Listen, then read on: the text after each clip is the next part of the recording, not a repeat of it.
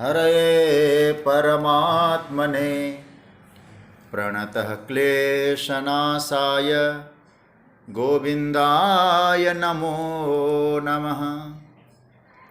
नमः परमहंसास्वादितचरणकमलचिन्मकरन्दाय भक्तजनमानसनिवासाय श्रीरामचन्द्राय वागीशायस्य वदने लक्ष्मीर्यस्य च वक्ष्यसि यस्यास्ते हृदये संवित् तं नृसिंहमहं भजे। गुरुर्ब्रह्मा गुरुर्विष्णुर्गुरुर्देवो महेश्वरः गुरुस्साक्षात् परब्रह्म तस्मै श्री गुरवे नमः। भगवत चरण कमलानुरागी सभी आत्मीय प्रिय प्रभु प्रेमीजन, स्वाध्याय परिवार के सभी भगवत प्रेमीजन, आप सभी को मेरा प्रणाम वंदन। राधे राधे। जय श्री कृष्ण। हरि ओम। भगवान की मंगलमयी कृपा से विज्ञान का माध्यम लेकर हम लोग परमात्मा के पावन वाणी के माध्यम से प्रकट हुई गीता की चर्चा को श्रवण कर रहे हैं, चिंतन कर रहे हैं, मनन कर रहे हैं।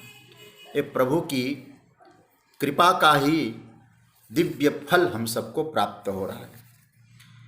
श्रीमद् भगवत गीता के 9वें अध्याय के हम लोग आज जो प्रभु ने ज्ञानी भक्त की महिमा का जो वर्णन किया, उसी के आधार पर जो विश्वतोमुखम की व्याख्या है, सब जगह भगवत दर्शन, परमात्मा का दर्शन का भाव क्या होना चाहिए, उस पर हम लोग चिंतन कर रहे थे।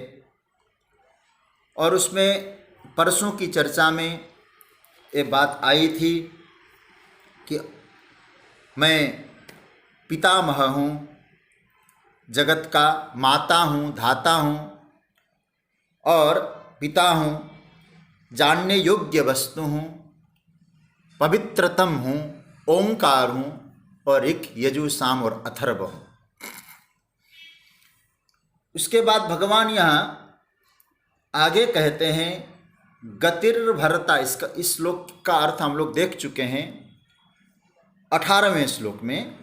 गतिर्भरता प्रभु साक्षी निवासः शरणं सुहृत् प्रभवः प्रलयस्थानम निधानम बीजमव्ययम। केवल हम लोगों को इसकी व्याख्या देखनी है, अर्थ हम लोग देख चुके थे। एक एक सूत्र पे हम लोग चिंतन करेंगे। सबसे पहला प्रभु ने कहा गतिर्भरता।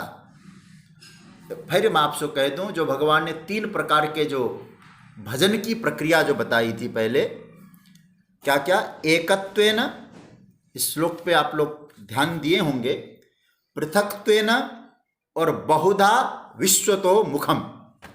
इस प्रकार से हम लोगों ने यात्रा की थी, चिंतन किया था। और उस चिंतन की यात्रा में जो लास्ट में जो बहुधा विश्वतो मुखम बात आई थी, उस पर हम लोग ध्यान कर रहे हैं, चिंतन कर रहे हैं। तो यहाँ बात आई गति हो रही थी कि भगवान ने यहाँ जो गतिर्भरता से अपना जो 3 स्वरूप जो भजन के थे, एकत्व भाव से, पृथक्त्व भाव से और बहुधा विश्वतो मुखम, जगत के कण कण में भगवत साक्षात्कार की भावना, इसको कहते विराट स्वरूप बहुधा विश्वतो मुखम। तो भगवान ने यहाँ 16 से लेकर आगे की जो चर्चा है, इसमें बहुधा विश्वतो मुखम की ही चर्चा भगवान ने की है।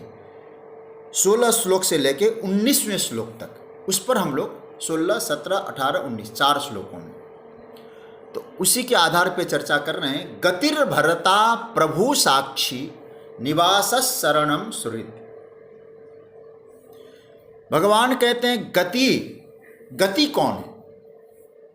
भगवान कहते हैं गति का अर्थ, जगत गुरु शंकराचार्य कहते हैं कर्म फलम। तो जीव को कर्म के अनुसार जो फल मिलने वाला जो होता है, भगवान कहते हैं वही जीव मात्र की गति होती है। कर्मानुसार यदि उस साधक को स्वर्ग मिलता है तो उसके लिए स्वर्ग गति है। इसको ध्यान से समझना, जो भगवान जो गति शब्द का प्रयोग कर रहे हैं। कर्मानुसार यदि उसको नरक की प्राप्ति होती है तो नरक उसकी गति है, ब्रह्मलोक उसकी गति है। तो गति का सीधा सा अर्थ है चलकर जहां पहुंचा जा सकता है, उसको चलाने वाला और पहुंचने का जो स्थान है उसको भगवान कहते हैं गति, कर्मफल। जहां तुम पहुंचते हो अर्जुन, वह मैं ही हूं। वो चाहे स्वर्ग हो, चाहे भूलोक हो, चाहे कहीं और कुछ हो। हाँ, तो नारायण चर्चा चल रही थी। तो चाहे कोई भी स्थान हो, जीव जहां पहुंचता है भगवान कहते हो गति उसकी मैं ही हूं। दूसरा आया भर्ता।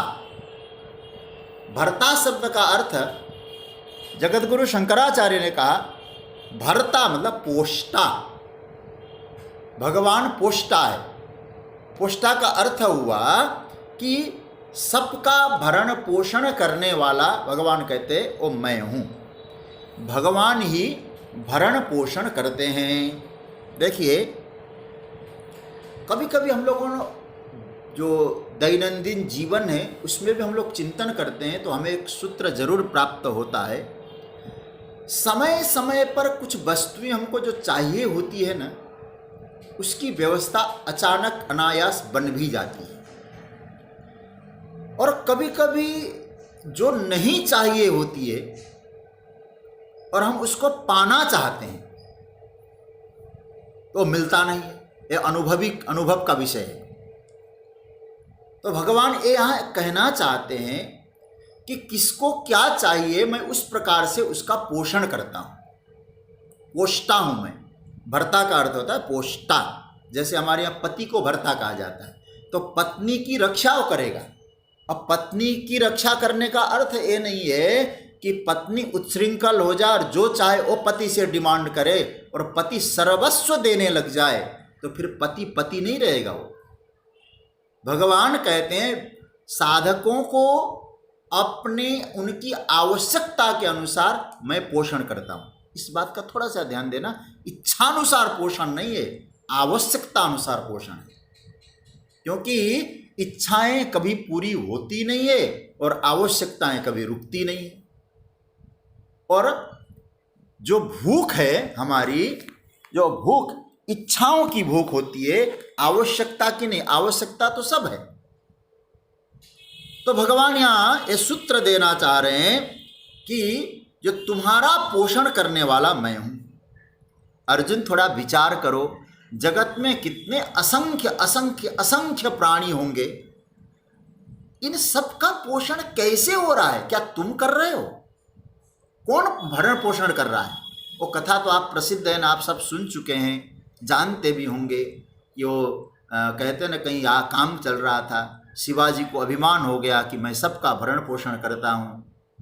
तो फिर समर्थ स्वामी रामदास ने कहा ये पत्थर फोड़ो शिवा, और कहते उस पत्थर फोड़ा तो उस पत्थर में क्या उनको प्राप्त होता है? कहते हैं कि एक मेढक था और उसके मुख में कुछ चावल के दाने थे। तो कहा कि तुम ही ने यहाँ चावल के दाने पहुँचाए। तब शिवा को होश आया, नहीं ये तो मैंने किया नहीं है। तो कहने का अर्थ है सज्जनों, भरण पोषण करने वाला केवल केवल परमात्मा है। हम कितनों को पाल सकते हैं, कितनों को पोष सकते हैं? तो भगवान के अनुग्रह से सब हो रहा है। इसलिए पोषण शब्द का एक और अर्थ मैं आपके सामने रखूंगा। जब श्रीमद् भागवत जी की कथा प्रारंभ होती है तो द्वितीय स्कंद के 10वें अध्याय में सुखदेव जी भागवत के लक्षणों की चर्चा करते हैं। बहुत ध्यान से समझना और आपको समझने की आवश्यकता है। भागवत के 10 लक्षण है, उनकी चर्चा कहते हैं, और वहाँ कहते हैं अत्र सर्गो विसर्गस्त स्थानम पोषण मूतय मनवंतरे सानुकथा निरोधो मुक्तिराश्रय। और 10 लक्षणों की चर्चा की, और अलग विषय है। मैं उन लक्षणों में एक लक्षण है पोषण लक्षण, और छठा जो स्कंद है भागवत का पोषण स्कंद कहा है। अलग अलग नाम है वहाँ 10 लक्षणों का। तो छठे स्कंद को पोषण कहा गया है। और भगवान क्या कहते, मैं पोषण करता हूँ, भरता हूँ। तो सुखदेव जी को लगा पोषण का अर्थ क्या है, तो उन्होंने दूसरे स्कंद के 10वें अध्याय के 4थे श्लोक में एक छोटा सा वाक्य बोला है, पोषणम तदनुग्रह। पोषण शब्द का अर्थ होता है अनुग्रह। इसका अर्थ क्या हुआ, भगवान कहना चाहते गति मैं हूं और पोषण करने वाला भी मैं। पोषण करने वाला मतलब उन पर करुणा करने वाला। पोषणम तद अनुग्रह, पोषण का अर्थ है अनुग्रह, कृपा। इसका मतलब मैं कृपालु। तीसरी बात आई गतिर भरता प्रभु। भगवान कहते मैं प्रभु, और प्रभु शब्द का अर्थ होता है स्वामी। देखिए इसका तात्पर्य क्या है, जब हमारा पोषण भगवान कर रहा है, रक्त संचालन हो रहा है, और वही परमात्मा ये कह रहे हैं अहम वैश्वानरो भूत्वा प्राणिनाम देहमाश्रिता, तुम्हारे लिए पोषण की व्यवस्था मैं कर रहा हूं, तो इसका सीधा सा अर्थ है हम कभी अनाथ नहीं हैं। ये लिख के अच्छी तरह से सोच लेना, अनाथ हम हो नहीं सकते। क्यों, भगवान कहते मैं प्रभु हूं, मतलब हमारा भी कोई स्वामी है, हमारा भी कोई नाथ है। जगन्नाथ होते हुए हम अपने आप को कैसे अनाथ मान लें। तो कभी कभी ऐसी स्थिति आती है हमारे जीवन में, बाहर की भयावह परिस्थिति जब कभी कभी आती है ना, तो आप विचार करते होंगे उस समय तो हमें गड्ढे में चले जाने चाहिए था, हमारा पूरी तरह से पतन हो जाना चाहिए था, लेकिन फिर भी हम बचे रहे। इसका अर्थ है किसी ने हम लोग को रोका। जगतगुरु शंकराचार्य कहते हैं वो रोकने वाला परमात्मा है, उसने संभाला हुआ है हमें।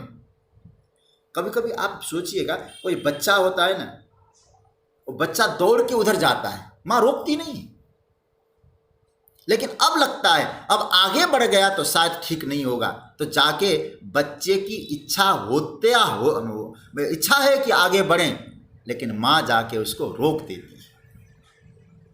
भगवान कहते हैं इसी तरह से परमात्मा कभी कभी हमको उन विपत्तियों से रोक देते हैं, उन स्थितियों में हम जा रहे होते थे, लेकिन वो हमारा पोषण करता है। अनाथ नहीं, हम सनाथ है, हमारा स्वामी है, हमें रोकता है। ऐसे हमारे प्रभु। तो प्रभु शब्द का अर्थ होता है स्वामी, सेवक का ख्याल रखता है। लेकिन मैं इतना ही कह दूं, कैसे सेवक का स्वामी ख्याल रखता है, किस प्रकार के सेवक का स्वामी ख्याल रखेगा। अर्थ है को 2 प्रकार के सेवक होते हैं। भगवान को जब प्रभु कहा गया तो इसको अच्छी तरह समझ लीजिएगा। भगवान एक सेवक ऐसे होते हैं कि आपसे कुछ ले लिया कि मुझे इतना आप महीने का दे दीजिएगा, तो ठीक है, आपने ले लिया और महीने का आपने उसको तनख्वाह दे दिया, पगार दे दिया, काम बन गया, तो आपने ऐसे उसके घर का पोषण किया। लेकिन एक सेवक ऐसा है, कहता है कि महाराज मैं आपकी सेवा करूंगा, आपके सब कुछ जो काम कहेंगे मैं करने को राजी हूं, मुझे कुछ नहीं चाहिए। लेकिन आप कभी सोचिएगा उस सेवक के ऊपर मालिक की ज़्यादा खर्चा हो जाएगा मालिक का। क्यों, वो कुछ ले नहीं रहा है, तो इसके बेटे भी तो हैं, बेटी भी तो है, जब बेटी की शादी आएगी तो कहाँ से करेगा, इसके पास तो है नहीं और मुझसे कुछ लेता नहीं है, तो उसके ऊपर स्वामी का ज़्यादा उत्तरदायित्व तो रहता है। तो भगवान यही कहना चाहते हैं मैं इस जगत का स्वामी तो हूँ, लेकिन कुछ मांग के हमसे कहते दे दो दे दो दे दो, कभी कभी दे देता हूँ, बस काम हो गया। लेकिन जो कहते सरकार मैं तो आपका हूँ, आप चाहिए मुझे और मुझे आपसे कुछ नहीं चाहिए, उसके उत्तरदायित्व की व्यवस्था मैं करूँगा, क्योंकि पोषण करता हूँ तो मैं उसका स्वामी हूँ। वो आगे हम लोग 9वें अध्याय में हम सुनेंगे, आगे तो ऐसा सुंदर वर्णन आने वाला है। भगवान तो कहते हैं मैं उनके योग और क्षेम की रक्षा करता हूँ, मेरे शरणागतों की। तो सज्जनों, भगवान स्वामी है हमारे। आगे कहते साक्षी, भगवान हमारे साक्षी है। मैं लेकिन एक बात ध्यान देने को ले कहूँगा आपको, क्योंकि मेरी भी वेदांत में बहुत रुचि है, लेकिन हर जगह हम लोग वेदांत को न घुसेड़ें। जगतगुरु शंकराचार्य जैसे सरीखे भी जब यहाँ इस श्लोक का अर्थ करते हैं, यहाँ वृत्तियों का साक्षी नहीं मान रहे। कई बार जब साक्षी शब्द आता है ना, तो वेदांत में हम लोग कहते हैं वृत्तियों का साक्षी है। यहाँ वृत्ति, क्योंकि यहाँ सगुण ब्रह्म की चर्चा चल रही है, क्योंकि बहुधा विश्वतो मुखम वाली चर्चा हो रही है। यहाँ वेदांत की वृत्ति काम न मत लेना। हर जगह एक ही ढर्रे पर चलना, ये फिर कोई शास्त्र का आधार नहीं माना जाएगा।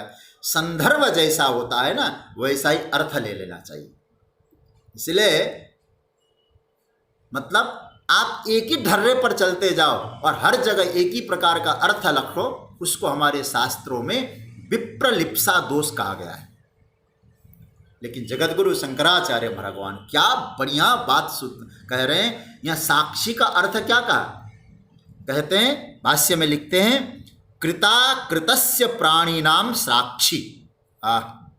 ये बड़ा महत्वपूर्ण सूत्र है। कृता कृतस्य प्राणिनाम साक्षी मतलब जो हमने किया है उसको किसी ने देखा जरूर है। हम भले ही छिप के किए हों, उसने हमको जरूर देखा है। और जो नहीं किया हमने, लेकिन हमें करना चाहिए था, लेकिन हमने किया नहीं, और हम अब कह रहे हैं हमने किया है, वो भी वो जानता है। क्यों? बोले स्वयं चित्रगुप्त है, गुप्त रूप से सारे कार्यों का चित्र ले रहा है।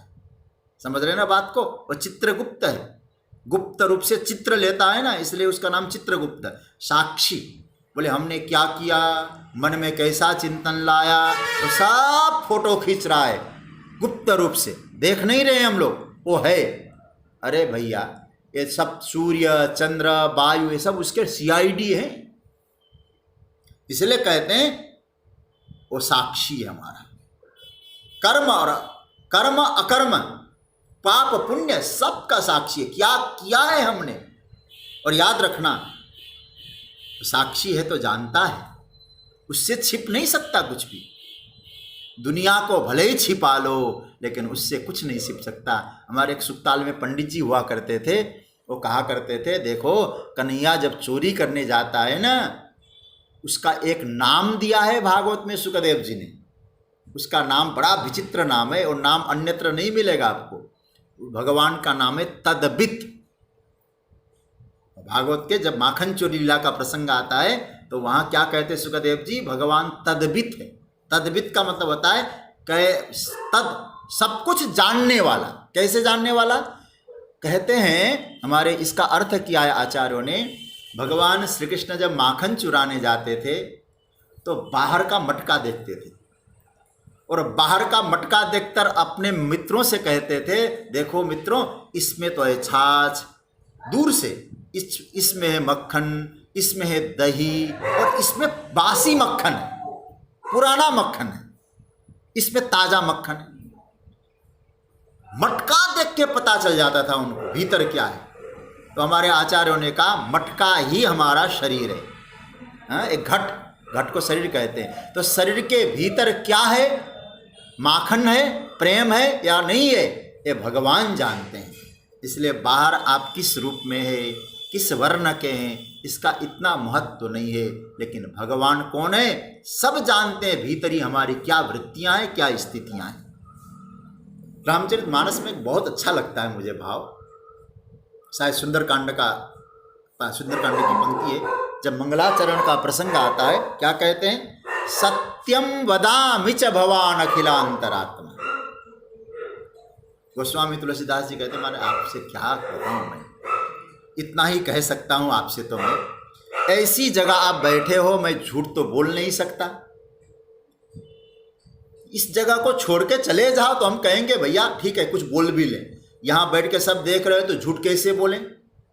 इसलिए भगवान कौन है? साक्षी है, हमारे हर कर्म को जानता है। तो इस सूत्र से हमें क्या समझना चाहिए? ऐसा कोई कार्य न करें परमात्मा के नजरों से हम वंचित रह जाएं, गिर जाएं, क्योंकि परमात्मा हमारे कर्मों को देख रहा है। उसका नाम है साक्षी। गतिर्भरता प्रभु साक्षी। फिर क्या आया? निवास। निवास शब्द को भी आप अच्छी तरह से समझ लीजिएगा। गीता का तो क्या कहना, एक एक सूत्र समझने जैसा है। जगत कहां रहता है? निवास मतलब निवास स्थान। जगत कहां रहता है? जगत जगत में नहीं रहता है, ये तो आप अच्छी तरह से लिख लो। भगवान कहते जगत जगत में नहीं है। जगत कहां है? भगवान कहते जगत का निवास जो स्थान है वो मैं हूं। इसका भाष्य देखना पड़ेगा, थोड़ा और अच्छी तरह से स्थिति आ जाएगी। शंकराचार्य भगवान की लेखनी है, यस्मिन प्राणिनो निवसंति। जहां परमात्मा, जहां प्राणी मात्र निवास करते हैं उसका नाम है निवास, भगवान। तो यह भगवान अपने मुंह से परिचय दे रहे हैं। पर याद रखना, परमात्मा का कौन सा परिचय है? सगुण ब्रह्म का परिचय है। हे अर्जुन, मुझ में ही संपूर्ण प्राणी निवास करते हैं और अन्यत्र नहीं है। यही मुझ में है, मैं ही अधिष्ठान हूं, मेरे बिना कुछ नहीं है। सब मुझ में है, सबका कर्म फल देने वाला मैं हूं, सबके भाव को जानता हूं, कर्म करते हुए को देखता हूं। अच्छा, फिर आप है कौन सरकार? बोले संपूर्ण प्राणियों का निवास स्थान। तो मैंने एक दिन उदाहरण दिया था ना, पक्षी कहीं भी घूमे, जहाज में, नदी में, और आकर उसका स्थान कहाँ होगा? जहाज ही होगा। भगवान कहते हैं तुम कहीं भी जाओ प्यारे, संसार में भटको, कहीं भी रहो, और जब तक मुझ में नहीं आओगे, मुझे नहीं प्राप्त करोगे, तब तक भटकते ही रह जाओगे। अंतिम शांति, अंतिम परिणति मैं ही हूं। निवास, मुझ में ही निवास। जैसे कोई घर में जाकर आनंद पाता है, वैसे भगवान निवास। अच्छा, एक और महत्वपूर्ण भक्ति की दृष्टि से देखा जाए, भगवान कहते हैं शरणम, निवासा शरणम। एक एक शब्द देखना, गतिर्भरता प्रभु साक्षी निवासा शरणम। शरणम शब्द का अर्थ है, इसका अर्थ भाष्य में लिखते हैं आरती हर। कैसे आरती हर? भगवान है दुख को हरण करने वाले प्रभु है हमारे। प्रभु आरती हर बैठे हैं। अच्छा भाई, अब बारीकी बात बता रहे हैं हमारे संतों ने। यदि भगवान दुखों को हरण करते हैं, सभी के दुख को ठाकुर जी ने हरण किया है, तो महाराज फिर ये दुखी लोग क्यों हैं? लोगों को दुख क्यों मिलता है? कहीं भगवान की बेईमानी वाला शब्द तो नहीं है ना? नटखट कन्हैया कुछ यूं ही बोल रहे हो? इनकी तो आदत है बोलने की, मुंह में मिट्टी रखा है और कहते हैं कि भाई मैंने मिट्टी खाई नहीं। चोरी करते हुए दिखाई दे रहे, बोले हम चोरी करते ही नहीं। तो मुझे लगता है कहीं ऐसा ही तो नहीं बोल रहे हैं। आप कहते कोई दुखी नहीं है, क्योंकि मैं सबके हृदय में बसता हूं और सबके दुख को हरण करने वाला शरणम हूं। अस्पताल में जाकर देखो जरा, कहीं फुटपाथ में सोए हुए लोगों को देखो, इतना दुख है। भगवान कहते हैं भैया अच्छी तरह समझ लो मैं क्या कहना चाहता हूं। देखो शब्द क्या है, भक्तानाम आरतानाम प्रपन्नानाम आरती हर इति शरणम। ये है भाई गीता। भगवान कहते जिसके चित्त में क्लेश है, जिसके चित्त में दुख है, जिसके चित्त में विपत्तियों का भाव है, उनके दुख को मैं हरण करता हूं। ऐसा मत समझ लेना अर्जुन। महाराज फिर आप ही तो कह रहे हैं। बोले बात तुमने सुनी ही नहीं अच्छी तरह से। फिर क्या कहना चाहते हैं? बोले प्रपन्नानाम आरती हर। शरण शब्द का अर्थ समझ लीजिए, अब पूरी तरह से बात आ जाएगी। शरण शब्द का अर्थ होता है शरणागतों के दुख को हरण करने वाले, इतना अर्थ है शरणम का। प्रपन्नानाम आरती हर, जो भगवान के शरण में है उन्हीं के दुख को भगवान दूर करते हैं। मतलब प्रपन्न के संदर्भ में ही आरती हर होगा, यहाँ प्रपन्न के संदर्भ में ही शरणम होगा। भगवान कहते हैं जो प्रपन्न नहीं है उसके लिए मेरा यह नाम भी नहीं है। इसको नोट कर लीजिएगा थोड़ा सा। ये जो शरणम शब्द है ना, किसके लिए बोले? प्रपन्न के लिए। जो प्रपन्न नहीं है उनके लिए मेरा नाम नहीं। अच्छा प्रभु, उनके लिए यदि ये आपका नाम नहीं है तो उनके लिए फिर आपका कोई नाम है क्या? बोले हाँ। बोले कौन सा नाम है? अब ये नाम भी बता देते हैं, आप तुरंत पकड़ लेंगे। कौन सा नाम बता रहे हैं भगवान उनके लिए?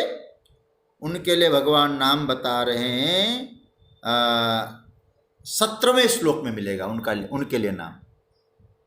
यदि आप भगवान के शरणागत है तो आपके लिए भगवान का नाम है आरतीहरा शरणम, ठीक है। और यदि आप भगवान के प्रपन्न नहीं है तो आपके लिए, मतलब जो प्रपन्न नहीं है उनके लिए कौन सा नाम है? तो हमारे महापुरुषों ने कहा उनके लिए भगवान का नाम है धाता। धाता शब्द का अर्थ मैंने कहा था ना, कर्म फलदाता। फिर तो आपके कर्म के अनुसार सब कुछ मिलता रहेगा।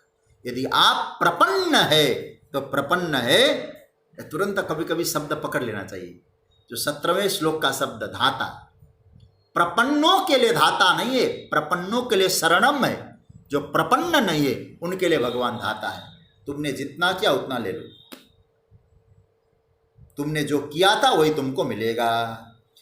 अर्थात क्या हुआ? इसका अर्थ है बहुत सुंदर है। शरणागत होते ही भगवान के शरणागत हो रहे हैं हम, तो हमें जो भारी दुख लग रहा था तो वो दुख अपने आप कम होने लगता है। शरण का एक महाभाव है।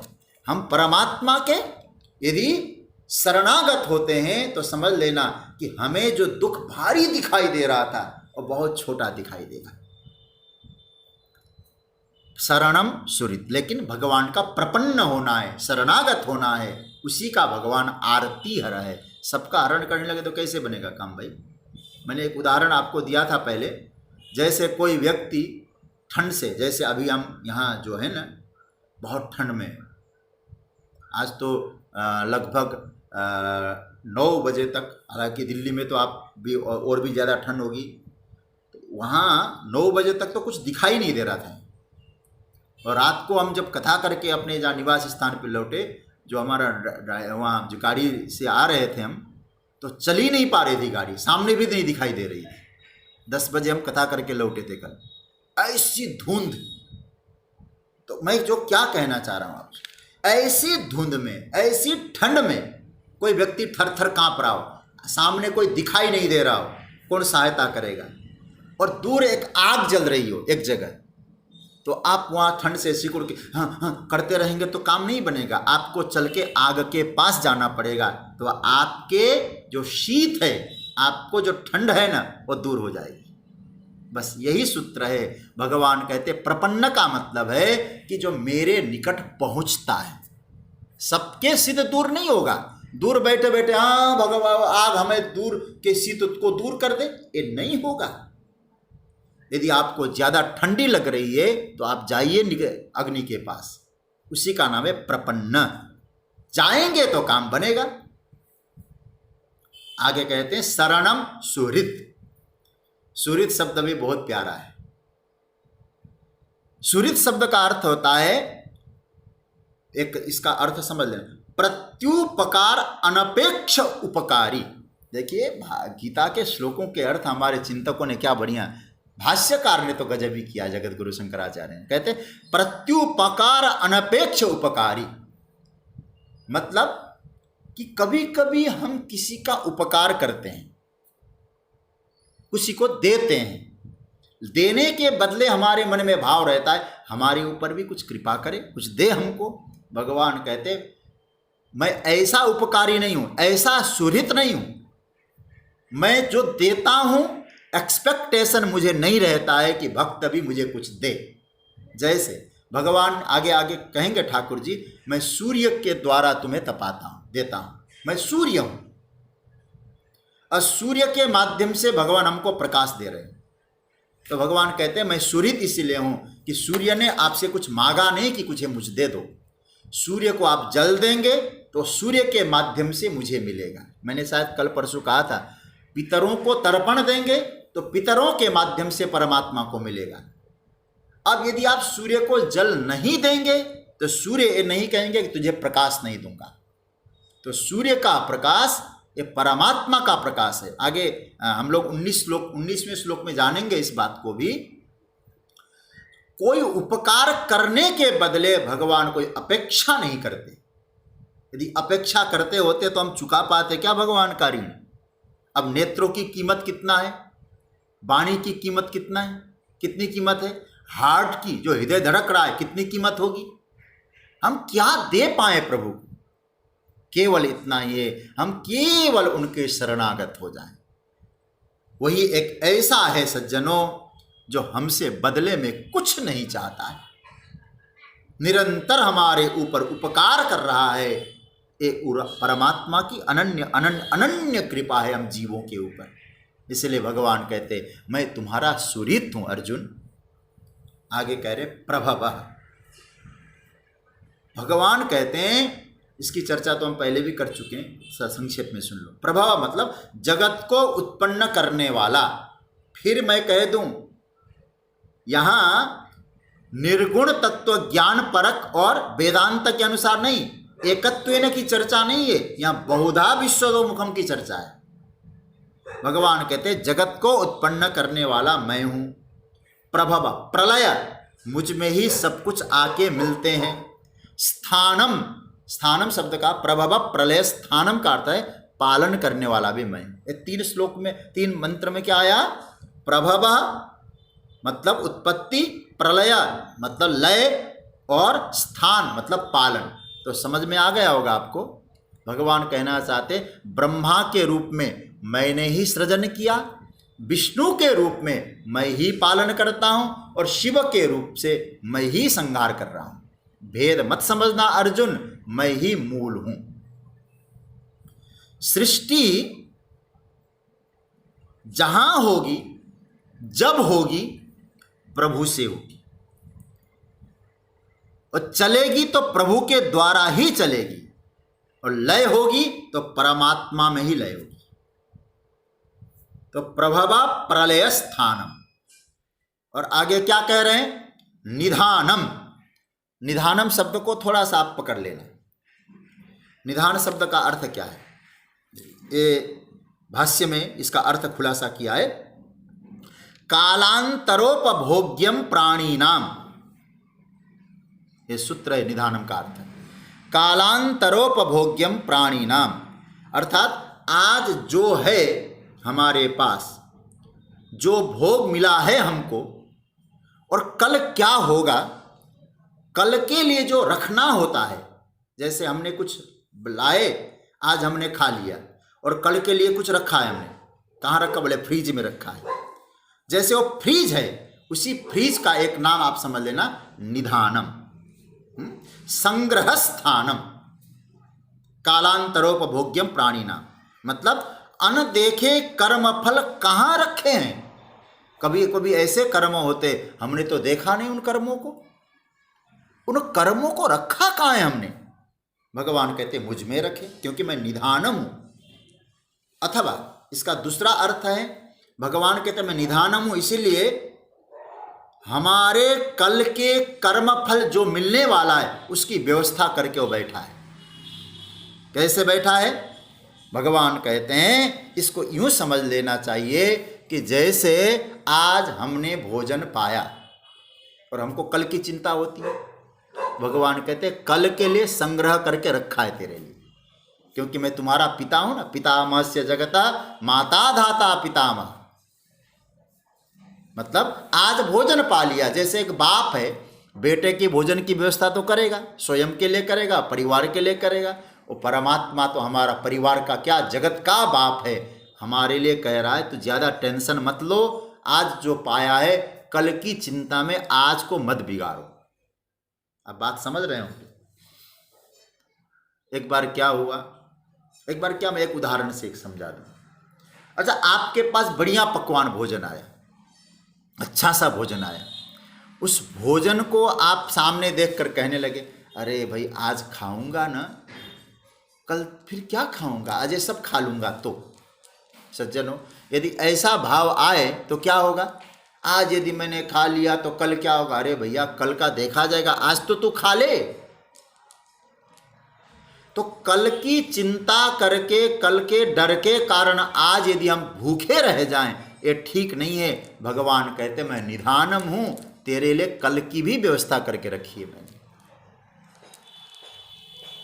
इसलिए एक मुझे अच्छा लगता है, कहीं गीत शायद कभी आया होगा, कल क्या होगा किसको पता, अभी जिंदगी का ले लो मजा। हाँ, मजा लेने का मतलब कोई बेकार की अय्यासी वाली बात नहीं, ले लो मजा मतलब उत्साहपूर्वक रहिए, आनंद पूर्वक रहिए। एक महात्मा जी ने एक बहुत अच्छा मंत्र दिया, वो मंत्र मैंने भी एक दिन कहा था, वो फिर याद कर लेना। मैं जैसा जब जहां हूं मैं 100% रहूंगा। ये आपके लिए मंत्र है। क्यों? बोले आज मैं जहां हूं, गीता पढ़ रहे हैं आप तो गीता में ध्यान रखिए, 100% यहीं रहिए। गीता के बाद आपको मूवी देखनी जानी है तो मूवी को 100% समय दे दीजिएगा। जब जो काम आप करें उसमें 100% समय देना, भगवान कहते यही तो आनंद का क्षण है। ज्यादा कल के चक्कर में मत रहो, वर्तमान में रहो, आनंद लो। भगवान कहते निधानम, कल की व्यवस्था करने वाला तेरा बाप बैठा है, ज्यादा चिंता मत कर। बीजम, हाँ, बीजम माम सर्वभूतानां, हम देख चुके हैं। विद्धि पार्थ सनातनम बुद्धिर्बुद्धिमतामस्मि तेजस तेजस्विनाम। अब यहां भगवान कहते हैं बीजम, बीजम मतलब कारणम। भगवान कहते हैं मैं तो कारण हूं। कैसा कारण है आप? भगवान ने बहुत अच्छा अर्थ दिया है, अव्ययम निधानम बीजम, मैं कारण हूं, अर्थात वृक्ष भी दिखाई दे रहा है, इसका बीज सुरक्षित है। हर चीज का जो भी है अर्जुन, हर चीज का बीज सुरक्षित है।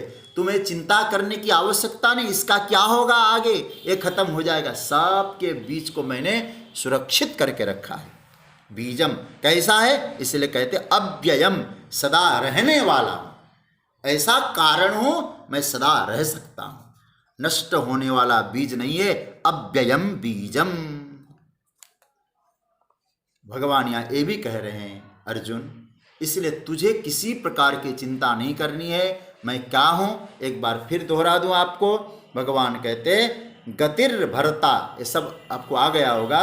प्रभु गति, भरता प्रभु, साक्षी, निवास, शरणम सुरित, प्रभव, प्रलय, स्थानम, निधानम, अव्ययम बीजम। ये भगवान ने 12 तत्वों की चर्चा की है, 12 चीजें मैं हूं, अव्ययम बीजम। अब इसके बाद भगवान, मानो इन सभी श्लोकों को देख के मुझे ऐसा लगता है कि आपको जो कुछ चाहिए अर्जुन, चाहिए आपको बाप बनना, आपको पिता चाहिए तो पिता बनने को तैयार हूं आपके लिए, माता चाहिए तो आपके लिए माँ बनने को तैयार हूं, आपके लिए भरता चाहिए तो पोषण करने वाला बनने को तैयार हूं, यदि आपको चाहिए तो बाप दादा का प्रेम चाहिए तो दादा बनने को तैयार हूं। बस एक नाता मुझसे जोड़ लो। इसलिए गोस्वामी जी की वो पंक्ति याद आती है, तो ही मोही नाते अनेक, मानिए जो भावे, जो त्यों कृपाल तुलसी चरण शरण पावे। कैसा भी एक नाता जोड़ लो प्रभु से, हर नाते को निभाने के लिए तैयार है मेरा परमात्मा। अच्छा भाई, अब यहां तक की तो चर्चा हो गई।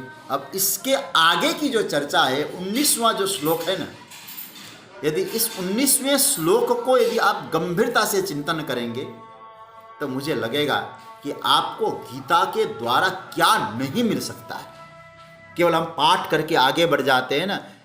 मैं तो 9वें अध्याय के तो प्रत्येक श्लोक को एक तरह से क्या कहूं, खजाना कहूंगा।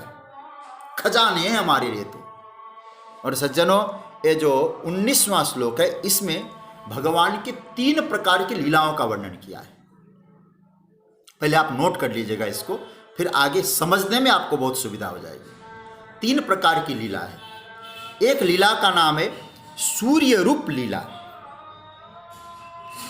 दूसरी लीला का नाम है काल रूप लीला, और तीसरी लीला का नाम है कार्य कारण रूप लीला। आपने नोट कर लिया होगा, सूर्य रूप लीला, काल रूप लीला और कार्य कारण रूप लीला। तो ये आपने इतना पकड़ लिया। अब इस श्लोक का हम पाठ करके यात्रा को आगे बढ़ाते हैं और अच्छी तरह से समझते हैं। मैं बोलूं फिर आप लोग बोलिएगा। 19वां श्लोक। तपाम्यहमहं वर्षं निगृह्णाम्योत्सृजामि च अमृतं चैव मृत्युश्च सदसच्चामहर्जुन। फिर एक बार पढ़िएगा, बहुत अच्छा लगेगा। तपाम्यहमहं वर्षं निगृह्णाम्युत्सृजामि च अमृतं चैव मृत्युश्च सदसच्चाहमर्जुन। इसका अर्थ देख लीजिएगा। पहले अन्वय देखिए। अहम तपामि वर्षम निगृह्णामि च उत्सृजामि अर्जुन, अहम च अमृतम च मृत्यु च सत असत च अहम। बड़ा ही सुंदर श्लोक है। भगवान कहते हैं अहम तपामि, मैं सूर्य रूप से तपता हूं। वर्षम निगृह्णामि, वर्षा का आकर्षण करता हूं, वह जल का आकर्षण करता हूं, लेता हूं, जल को लेता हूं। च मतलब और, उसे उत्सृजामि, बरसाता हूं। अर्जुन, हे अर्जुन, अहम एव अमृतम च मृत्यु च, मैं ही अमृत हूं और मैं ही मृत्यु हूं। सत असत च, सत असत च मतलब यहां च का अर्थ है भी। सत असत भी अहम, सत और असत भी मैं ही हूं। इसका अर्थ क्या हुआ?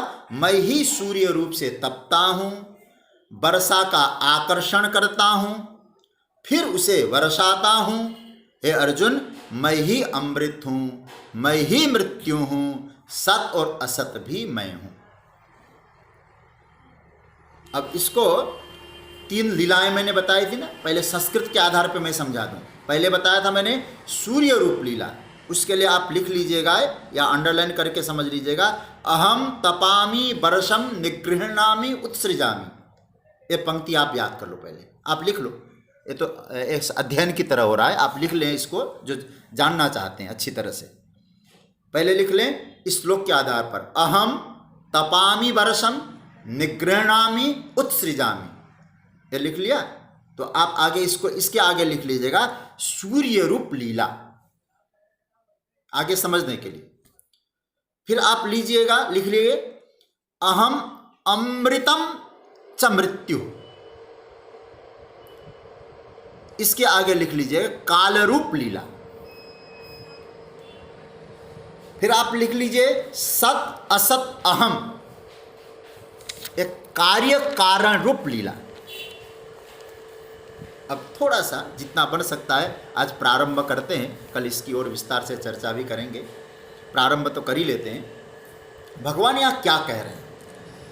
भगवान यहाँ कह रहे हैं कि हे अर्जुन, कि इस भूलोक में तुम जहाँ बैठे हो, मेरा कोई ध्यान करना चाहता है तो उसके लिए एक सुविधाजनक बातें मैं बता दूं। बोले क्या? कुछ देर के लिए मुझे आदित्य स्थानी समझो, मुझे सूर्य रूप समझ लो कुछ देर के लिए। कैसे समझ लें प्रभु? क्योंकि पूरे पृथ्वी का जो संचालक है, वो संचालक क्या है? बोले उस नभमंडल में देदीप्यमान सूर्य है। वो कैसे करते हैं सूर्य? क्योंकि हम लोग सूर्य करते क्या है? बोले सूर्य तो बहुत कुछ करते हैं। बोले सूर्य के रूप में कौन कर रहा है? बोले अहम तपाम, मैं कर रहा हूं। अच्छा प्रभु, आप ऐसा क्यों कह रहे हैं? तो हमारे आचार्यों ने कहा, भगवान यहाँ सगुण ब्रह्म की चर्चा कर रहे हैं। भगवान यहाँ जो बोल रहे हैं, सूर्य भगवान से, सूर्य से एक होकर बोल रहे हैं। सूर्य से एक होकर प्रभु बोल रहे हैं। भगवान ये कह रहे हैं, हे मैं अब सूर्य के रूप में भगवान बोल रहे हैं, मैं अपने प्रखर किरणों से तपन करता हूं, सृष्टि को तपाता हूं, तुम्हारे भूलोक को भी तपाता हूं, प्रकाश देता हूं, प्रेरित करता हूं, तुम्हारी रक्षा करता हूं। अच्छा जी प्रभु, ये तपाने उपाने का काम करते क्यों है आप? फिर क्यों तपाते हैं? भगवान कहते कारण है, यूं ही नहीं भी तपा रहा हूं। क्यों? बोले वर्षा के लिए तपाना पड़ता है। आहा, अहम तपामी बरसम उत्सृजा निगृणामी उत्सृजामी, वर्षा के कारण। क्यों? बोले भगवान कहते अहम बरसम। अरे भाई, मैं ही तो बरसता हूं। यदि तपन न हो, तेज गर्मी न हो, तो फिर वो जल जो है बाष्प बन के ऊपर जाएगा कैसे? पानी जो बरसता है वो कौन है? भगवान कहते मैं हूं। किसी ने कहा महाराज आप कहां बरसते हो पानी के रूप में? हाँ, कैसे बोल रहे हैं आप? मैं ही तपता हूं, तपामी, मैं तपता हूं और फिर बरसता हूं। बहुत विचित्र बातें कर रहे हो।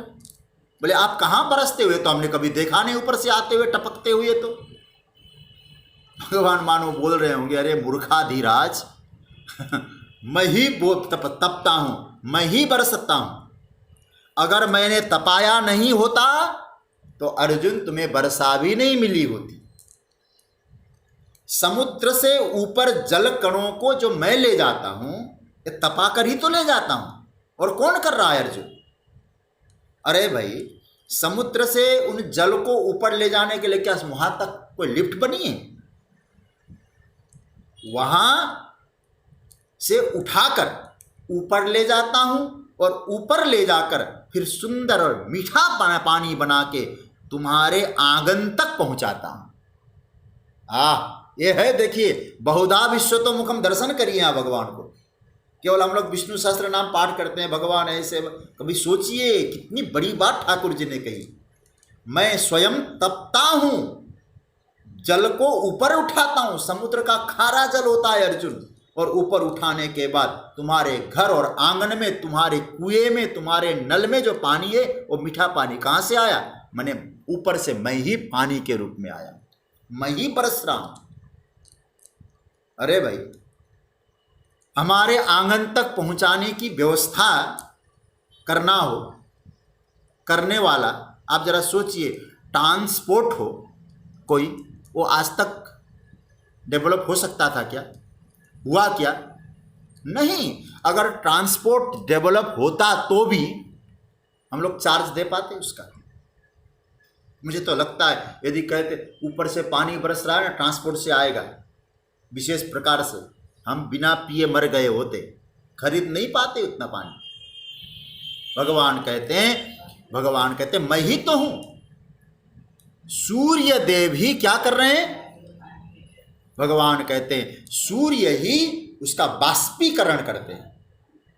देखो क्या बात है, भगवान कह रहे हैं अहम तपामी, मैं सूर्य बन के उसका बाष्पीकरण करता हूं।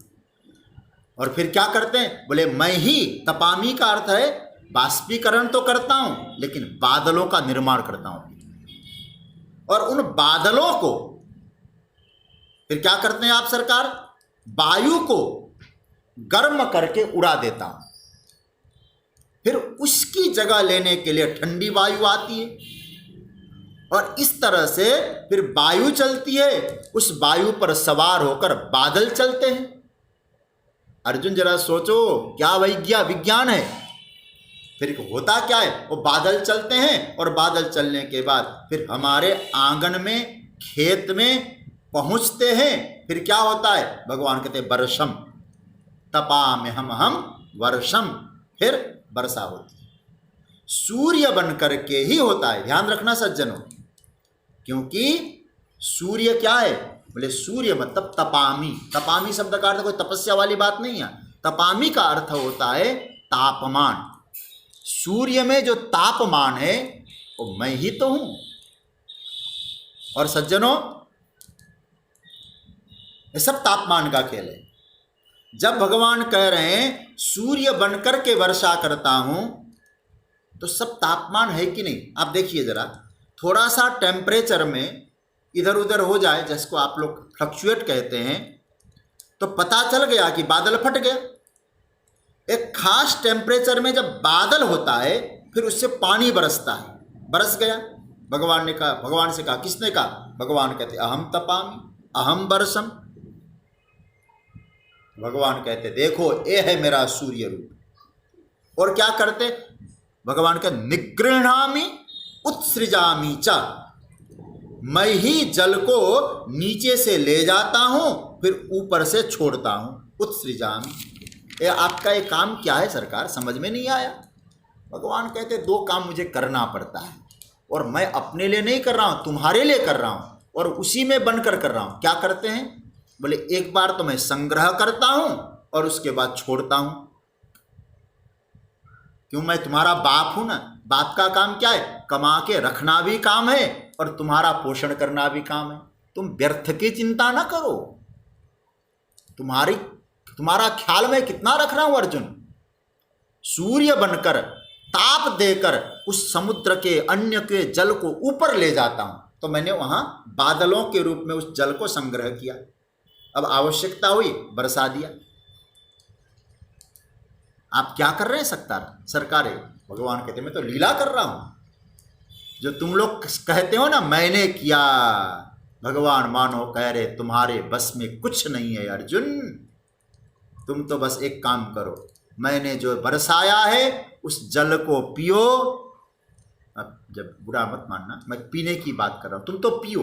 पीने की बात जब कर रहा हूं तो दूसरी चीज मत अर्थ लगा लेना, कुछ और भी पियो। भगवान जल पियो, जल पियो, सिंचाई करो, नदी में नहाओ। काम करने वाला कौन है? निगृह्णामि और उत्सृजामि। अर्जुन ये कोई साधारण नहीं है। बहुधा विश्वतो मुखम, ये विराट लीला हो रही है। विश्व के धरातल पर अर्जुन इस विराट लीला का तुम दर्शन करो। लोग समझते हैं हम जी रहे हैं, लोग समझते हम व्यापार कर रहे हैं, लोग समझते हम ये कर रहे हैं, लोग समझते हम वो कर रहे हैं। ये दो काम न हो, सारी व्यवस्था की छुट्टी। बहुत ध्यान से समझने जैसी बात है। यदि मैं एक काम दो न करूं, सब व्यवस्था धरी रह जाएगी।